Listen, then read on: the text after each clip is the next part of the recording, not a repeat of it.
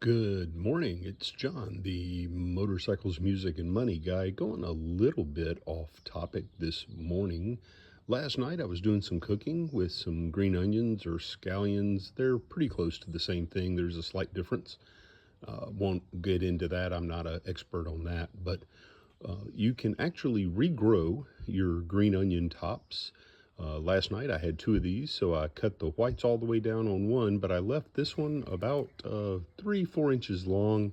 Put it in water, the standard 4 toothpicks in a glass of water. But notice right here at the top, that little bit coming out, that is one night's growth.